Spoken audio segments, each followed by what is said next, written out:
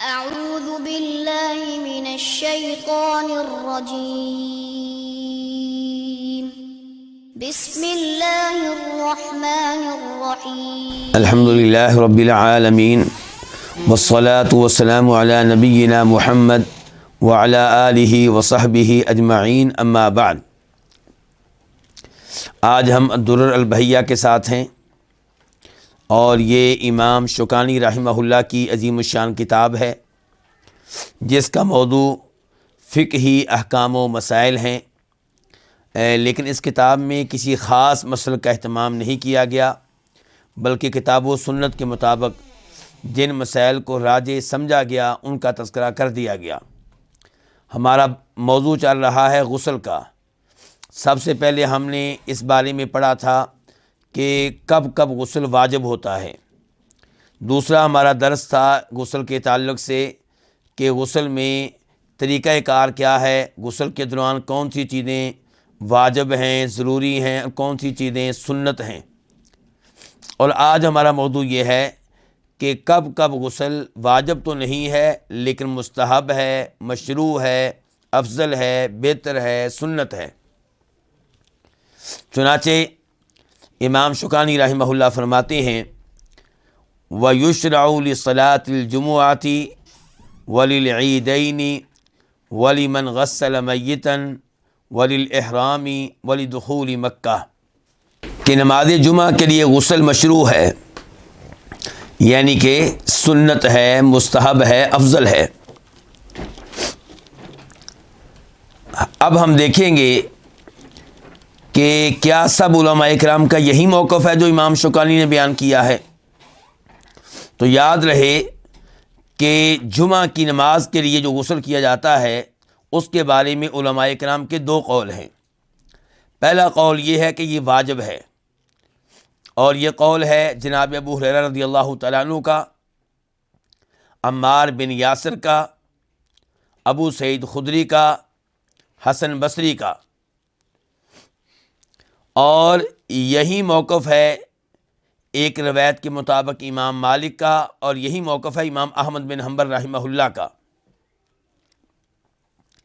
دوسرا موقف یہ ہے کہ جمعہ کے دن کا غسل واجب نہیں بلکہ مستحب ہے، اور یہ موقف ہے عبداللہ بن مسعود رضی اللہ عنہ کا، عبداللہ بن عباس رضی اللہ تعالیٰ عنہما کا، اور جمہور علماء کرام کا، یعنی کہ امام شافعی کا، امام ابو حنیفہ کا، اور بلکہ آپ کہہ سکتے ہیں کہ امام مالک کا بھی بنیادی طور پہ یہی موقف ہے۔ اب دیکھتے ہیں کہ ہم نے کون سا موقف اپنانا ہے، کون سا موقف لینا ہے۔ سب سے پہلے ان علماء کرام کے دلائل جو کہتے ہیں کہ جمعہ کے دن کا غسل واجب ہے۔ پہلی دلیل عبداللہ بن عمر کی حدیث ہے رضی اللہ تعالی عنہما، بخاری شریف میں اس کا نمبر ہے 877 877، اور مسلم شریف میں اس کا نمبر ہے 844 844، کہ فرمایا نبی علیہ الصلوۃ والسلام نے اذا جاء احدکم الجمعۃ فلیغتسل، جب تم میں سے کوئی جمعہ کی نماز کے لیے آئے تو اس پہ واجب ہے کہ وہ غسل کرے۔ تو یہ حکم ہوا نبی علیہ الصلوۃ والسلام کا، اور جب آپ کو حکم دیں تو اس پہ عمل کرنا ضروری ہوتا ہے، واجب ہوتا ہے۔ یہ پہلی دلیل ہے کس بات کی کہ جمعہ کا دن غسل کرنا کیا ہے؟ واجب ہے۔ دوسری دلیل وہ حدیث ہے جس کے راوی ہیں ابو سعید خدری رضی اللہ تعالی عنہ۔ اس میں یہ ہے کہ فرمایا نبی علیہ الصلوۃ والسلام نے غسل یوم الجمعۃ واجب علی کل محتلم، کہ جمعہ کے دن کا غسل واجب ہے۔ اللہ کے رسول کے الفاظ کیا ہیں صلی اللہ علیہ وسلم؟ واجب ہے۔ کس پہ؟ علی کل محتلم، ہر اس شخص پہ جو بالغ ہے، جو بالغ ہو چکا اس پہ جمعہ کے دن کا غسل واجب ہے۔ اس حدیث کو روایت کیا امام بخاری نے، نمبر ہے اس کا 879 879، اور امام مسلم نے وہاں پہ نمبر ہے اس کا 846 846۔ دو دلائل ہو گئے کہ جمعہ کے دن کا غسل واجب ہے۔ تیسری دلیل وہ حدیث ہے جسے روایت کر رہی ہیں ام المؤمنین حفصہ رضی اللہ تعالی عنہا۔ کہتی ہیں کہ فرمایا نبی علیہ الصلوۃ والسلام نے علی کل محتلم رواح الجمعہ، کہ ہر بالغ شخص پہ واجب ہے کہ جمعہ کے لیے جائے۔ وعلی کل من راح الجمعۃ الغسل، اور ہر اس شخص پہ جو جمعہ کی نماز کے لیے جا رہا ہے واجب ہے کہ وہ غسل کرے۔ اس حدیث کو روایت کی امام ابو داؤد رحمہ اللہ نے، اور اس کا نمبر ہے 342 اور شیخ البانی رحمہ اللہ نے اس حدیث کو صحیح قرار دیا ہے۔ جمعہ کے دن کا غسل واجب ہے، اس بارے میں کتنے دلائل ہو چکے؟ 3۔ چوتھے نمبر پہ میں آپ کے سامنے وہ روایت رکھنا چاہوں گا جسے امام مسلم بیان کرتے ہیں، اور صحیح مسلم میں اس کا نمبر ہے 845 845، اور صحیح بخاری میں اس کا نمبر ہے 878 878۔ میں یہ روایت، یہ حدیث مسلم شریف سے آپ کے سامنے تفصیل کے ساتھ رکھنا چاہوں گا۔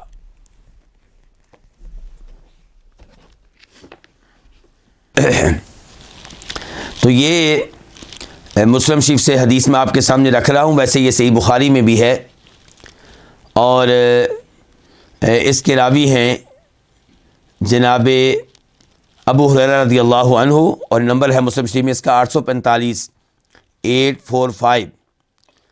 جناب ابو ہریرہ کہتے ہیں کہ عمر فاروق رضی اللہ عنہ جمعہ کے دن لوگوں کو خطبہ دے رہے تھے۔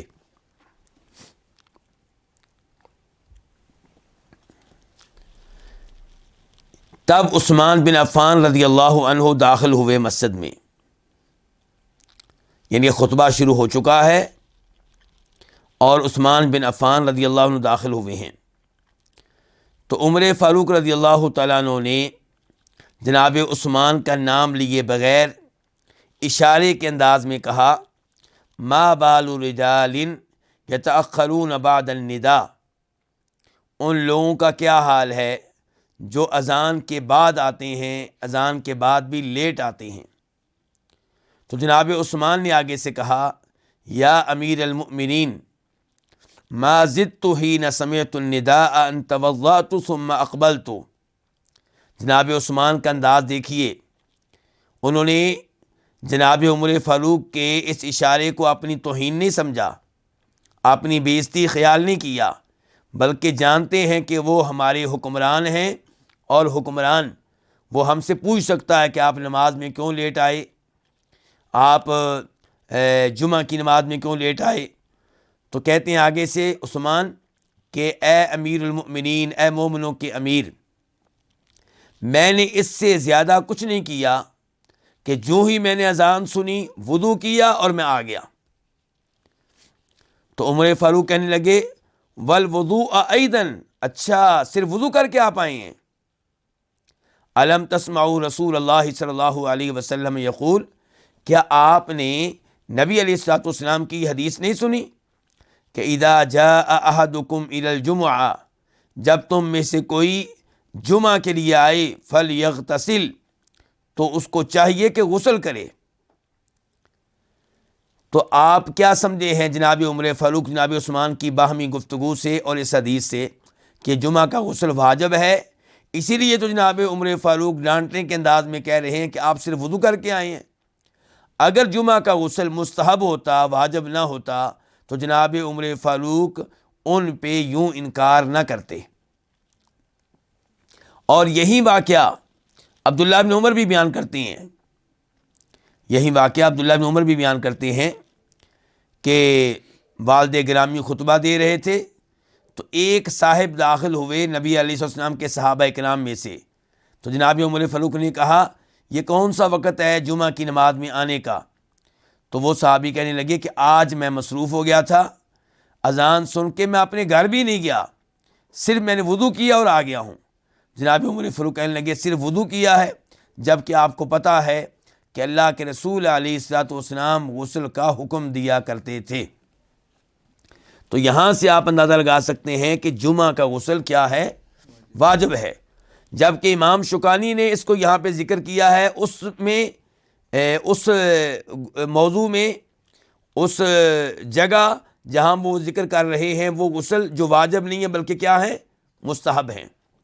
اس کا مطلب یہ ہے کہ امام شوکانی اس کو مستحب سمجھتے ہیں، لیکن جمعہ کے غسل کے دلائل اتنے مضبوط ہیں کہ اس کو صرف مستحب قرار دینا اتنا آسان نہیں ہے۔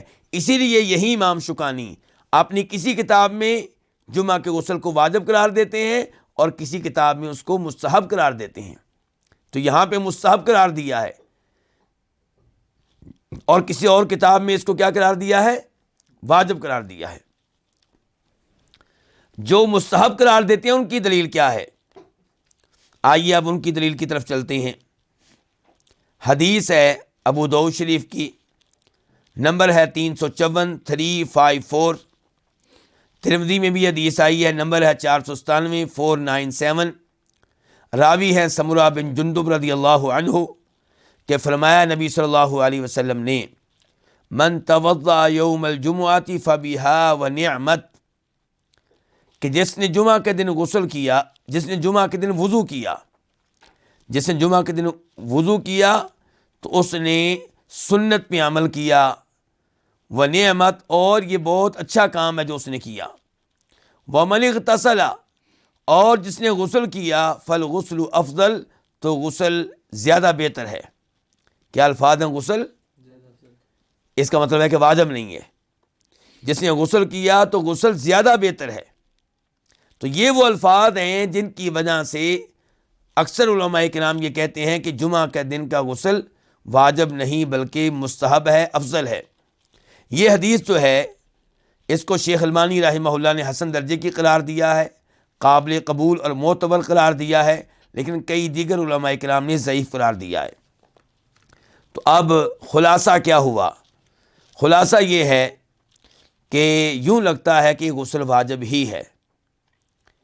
شروع میں اس غسل کا آغاز یوں ہوا تھا، عبداللہ ابن عباس فرماتے ہیں، سیدہ عائشہ بھی فرماتی ہیں، دونوں کی گفتگو کا خلاصہ یہ ہے کہ لوگ جمعہ کی نماز پڑھنے کے لیے دور دور سے آتے، گرمی کا موسم ہوتا اور انہوں نے جو کپڑے پہنے ہوتے ان کپڑوں کی وجہ سے پسینہ آتا، مسجد میں جب پسینہ آتا تو بدبو پیدا ہو جاتی۔ تو آپ علیہ الصلوۃ والسلام نے کہا تھا کہ اگر تم غسل کر کے آؤ تو کتنی اچھی بات ہے۔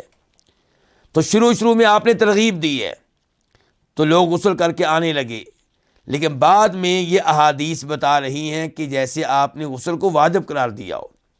احتیاط اسی میں ہے کہ انسان جمعہ کے دن کا غسل کرے اور اس غسل کو ترک نہ کرے، لیکن اگر کوئی مطمئن ہے اور وہ دین کا طالب علم ہے، اس نے دلائل کا جائزہ لیا ہے اور وہ اس نتیجے پہ پہنچا کہ واجب نہیں ہے، تو انشاءاللہ اس کا قول امید ہے کہ ٹھیک ہوگا۔ لیکن مجھے تو یہی لگ رہا ہے اتنی مضبوط احادیث کی وجہ سے کہ جمعہ کے دن کا غسل واجب ہے، واللہ تعالی اعلم۔ وللعیدین، امام شوکانی کہتے ہیں دوسرے نمبر پہ دونوں نماز عید کے لیے بھی غسل کرنا مشروع ہے، سنت ہے، افضل ہے، بہتر ہے۔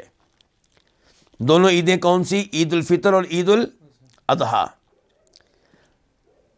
اسلام میں دو عیدیں ہیں، اس لیے پرانی جتنی کتابیں ملیں گی ان میں دو ہی عیدوں کے بارے میں احکام و مسائل ملیں گے۔ عید میلاد النبی صلی اللہ علیہ وسلم یہ بہت بعد میں ایجاد کی گئی، اس کا آغاز کیا گیا۔ یہ نہ ثابت ہے نبی علیہ الصلوۃ والسلام سے، نہ صحابہ کرام میں سے کسی صحابی سے، اور نہ ہی تابعین سے، نہ ہی چار اماموں سے۔ اس کا آغاز کرنے والے مصر کے وہ فاطمی حکمران تھے جو ممبر و محراب پہ کھڑے ہو کے صحابہ کرام پہ لعنت کیا کرتے تھے، صحابہ کرام کو برا بھلا کہا کرتے تھے۔ ان لوگوں نے عید میلاد النبی کا آغاز کیا ہے۔ عید میلاد النبی اگر یہ عمل درست ہوتا تو اس کا آغاز کرنے والے خود نبی علیہ الصلوۃ والسلام ہوتے یا آپ کے صحابہ کرام میں سے کوئی ایک ہوتا۔ تو بہرحال عید الفطر اور عید الاضحیٰ کے غسل کے بارے میں امام شوکانی کہہ رہے ہیں کہ ان کے لیے غسل کرنا بھی مستحب ہے۔ دلیل کیا ہے؟ سب سے پہلے یہاں پہ یہ ذکر کرنا چاہوں گا کہ ایک حدیث تو اس بارے میں ابن ماجہ میں آتی، سنن ابن ماجہ میں، اس کا نمبر ہے 1315 1315۔ عبداللہ ابن عباس کہتے ہیں کہ کان رسول اللہ صلی اللہ علیہ وسلم یغتسل یوم الفطر و یوم الاضحیٰ، کہ نبی علیہ الصلوۃ والسلام غسل کیا کرتے تھے عید الفطر پہ بھی اور عید الاضحیٰ پہ بھی، لیکن یہ حدیث ضعیف ہے، انتہائی ضعیف ہے۔ شیخ البانی رحمہ اللہ نے اس کو انتہائی ضعیف حدیث قرار دیا ہے۔ اب ہمارے پاس کیا دلیل ہے جس کی وجہ سے ہم کہہ رہے ہیں کہ عید الفطر کا غسل یا عید الاضحیٰ کا غسل واجب ہے؟ ہمارے پاس ابن ماجہ میں ایک اور حدیث ہے جس کا نمبر ہے 1098 1098۔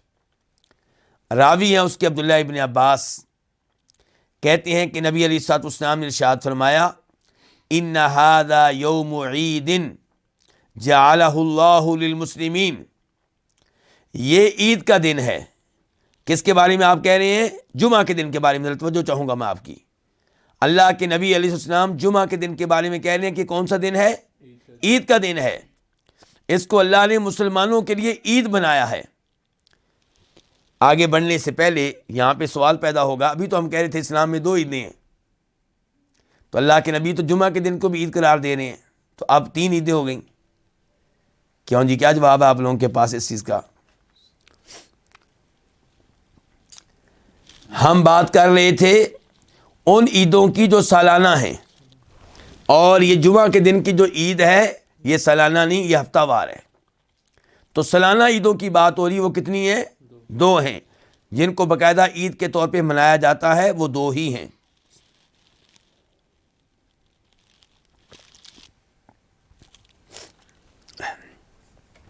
تو اب یہاں پہ کہہ رہے ہیں اللہ کے نبی علیہ السلام جمعہ کے دن کو کہہ رہے ہیں آپ کہ یہ عید کا دن ہے، اس کو اللہ نے مسلمانوں کے لیے عید بنایا ہے۔ فمن جاء الی الجمعۃ فلیغتسل، چنانچہ جو جمعہ کے لیے آئے وہ غسل کرے۔ وَإِن كَانَ طِيبٌ فَلْيَمَسَّ مِنْهُ، اگر خوشبو موجود ہے تو خوشبو لگا کر آئے۔ وَعَلَيْكُمْ بِالسِّوَاكِ، اور مسواک کر کے آؤ۔ اس حدیث کو شیخ البانی رحمہ اللہ نے حسن درجے کی قرار دیا ہے۔ یہ حدیث کس کے بارے میں ہے؟ جمعہ کے بارے میں کہ عید کے بارے میں؟ جمعہ کے بارے میں۔ جمعہ کے بارے میں یہ حدیث ہے، اور آپ کہہ رہے ہیں کہ جمعہ کا دن عید کا دن ہے، جو جمعہ کے لیے آئے غسل کر کے آئے، خوشبو لگا کے آئے، مسواک کیا کرو۔ تو اس سے تو پتہ چلا کہ جمعہ کے دن غسل کر کے آنا چاہیے، لیکن ہم اس سے کیا مسئلہ اخذ کرنے لگے ہیں؟ عید کے غسل کا۔ اللہ کے نبی علیہ السلام جب کہہ رہے ہیں کہ جمعہ کے دن غسل کر کے آؤ، تو کیوں کہہ رہے ہیں؟ کیونکہ یہ عید کا دن ہے۔ اس کا مطلب یہ ہے کہ عید کے دن غسل کرنا چاہیے، عید کے دن خوشبو لگانی چاہیے، عید کے دن مسواک کرنا چاہیے۔ تو جب عید کے موقع پہ یہ کام کرتے ہو تو فرمایا جمعہ کا دن بھی عید ہی ہے۔ تو جمعہ کے دن کو تو آپ عید کی طرح قرار دے رہے ہیں۔ اصل عید کیا ہوئی پھر؟ عید الفطر۔ اصل عید کیا ہوئی؟ عید الاضحیٰ۔ اس کا پتہ چلا کہ عید کے دن غسل کرنا چاہیے۔ اس کے ساتھ ساتھ ہمارے پاس ایک اثر بھی ہے صحابی کا، عبداللہ بن عمر رضی اللہ تعالی عنہما کا۔ امام مالک اس کو روایت کرتے ہیں موطا میں، وہاں پہ اس کا نمبر ہے 438 438، کہ عبداللہ بن عمر کان یغتسل یوم الفطر، وہ عید الفطر کے دن غسل کیا کرتے تھے، قبل ان یغدو الی المصلی، عیدگاہ کی طرف جانے سے پہلے پہلے۔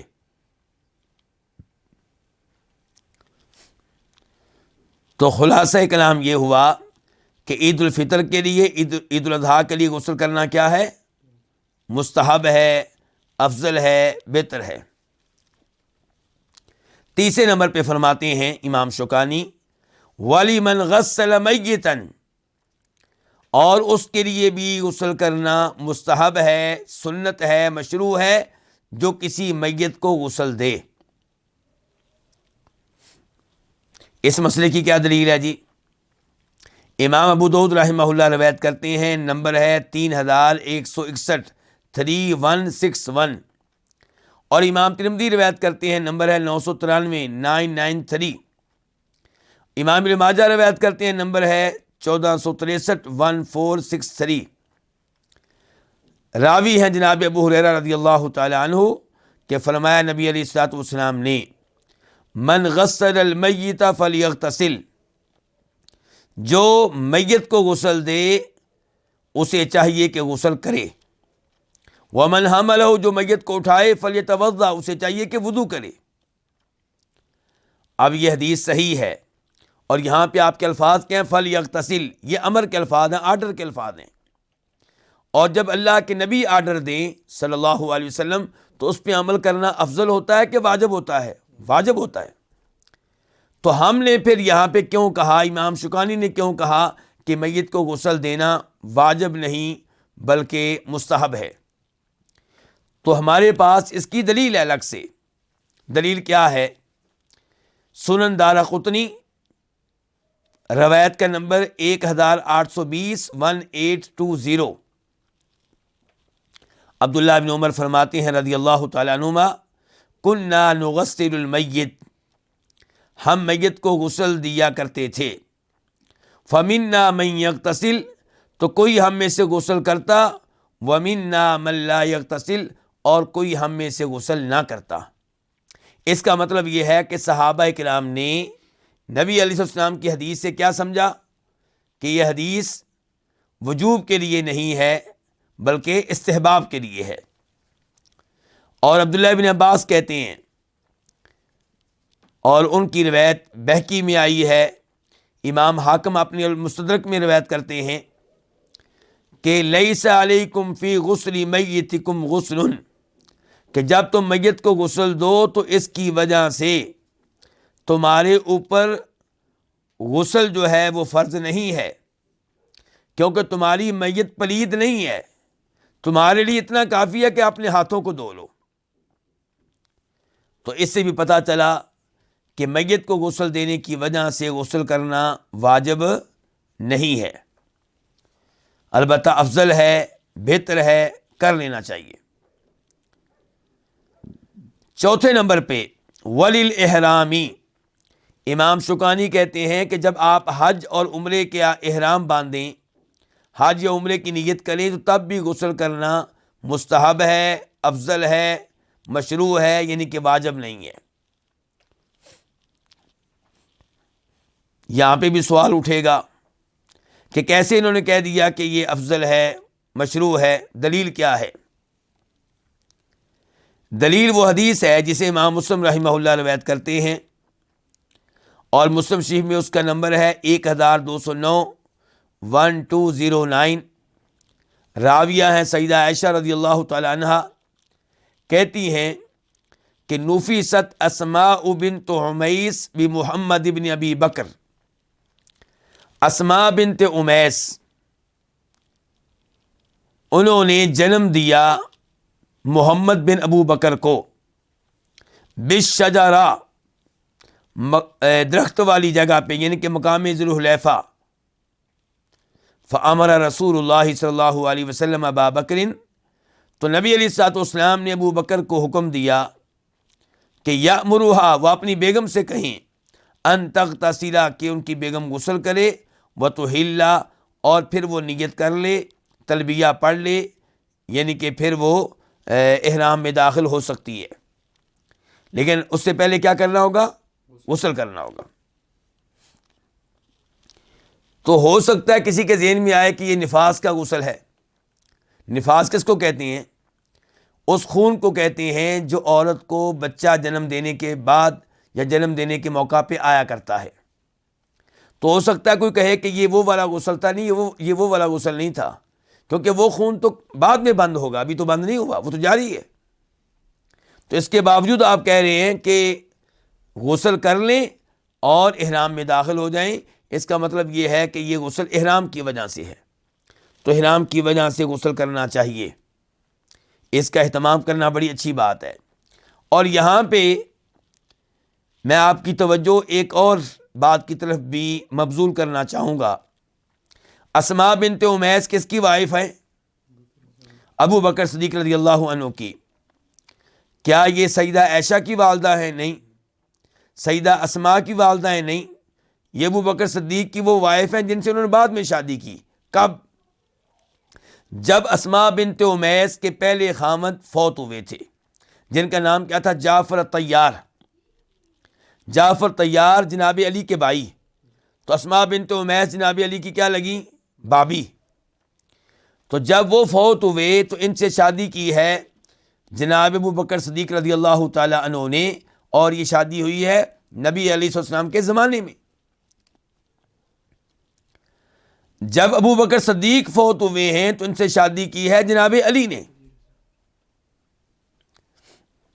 کہنا کیا چاہتا ہوں، ایک تو یہ کہ کتنے شاندار تعلقات ہیں صحابہ کرام میں اور آل بیت میں، ایک دوسرے کی عورتوں سے شادیاں کر رہے ہیں، اور دوسرے نمبر پہ یہ کہ صحابہ کرام اپنے زمانے میں کوشش کیا کرتے تھے کہ کوئی عورت خامند کے بغیر نہ رہے، ایک نے طلاق دی ہے دوسرا شادی کر لے، ایک فوت ہوا ہے تو دوسرا بھائی اس کی بیگم سے شادی کر لے تاکہ اس کو خامند مل جائے، سہارا مل جائے، گھر مل جائے، اس کا خرچہ چلتا رہے، اسے کسی سے مانگنا نہ پڑے۔ تو یہ اسلام کی خوبیوں میں سے ایک عظیم خوبی ہے۔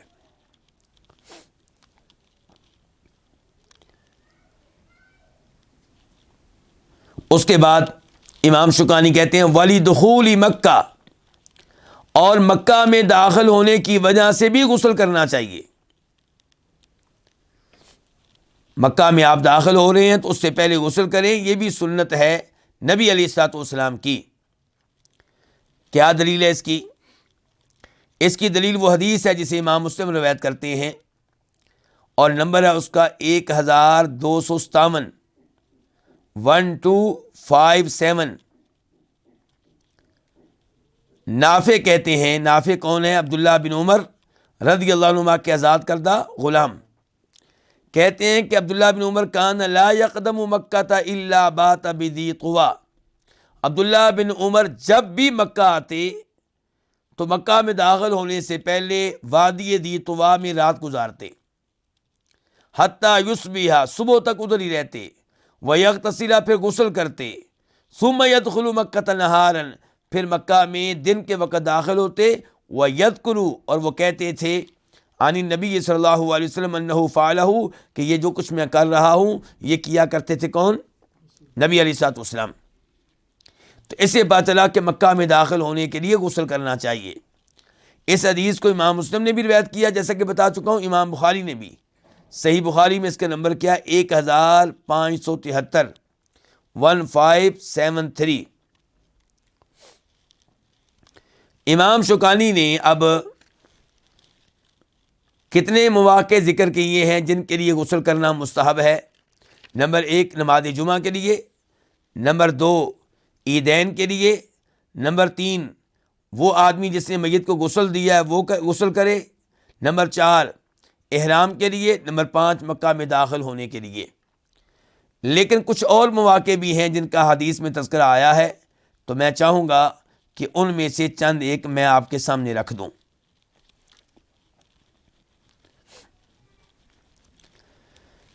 ان میں سے ایک یہ ہے کہ جب کوئی کسی مشرک کو دفن کرے، کافر کو دفن کرے، تو دفن کرنے کے بعد غسل کرے۔ اس کی دلیل کیا ہے؟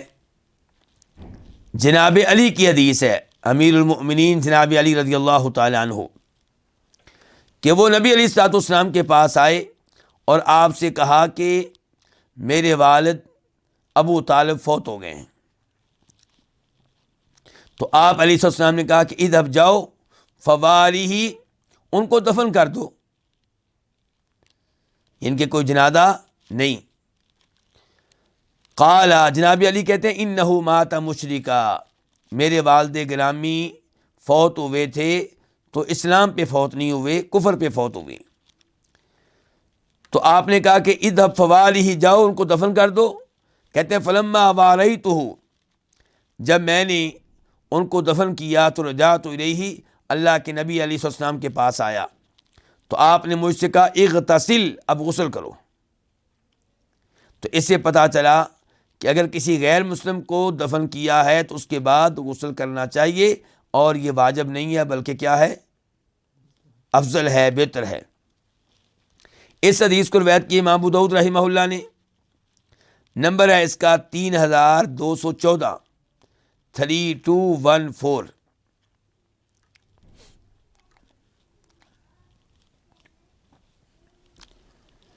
اس کے ساتھ ساتھ وہ شخص جو ایک رات میں اپنی کئی بیویوں سے تعلق قائم کرتا ہے تو اس کے لیے بھی افضل یہی ہے کہ ہر بیوی سے تعلق کے بعد غسل کرے.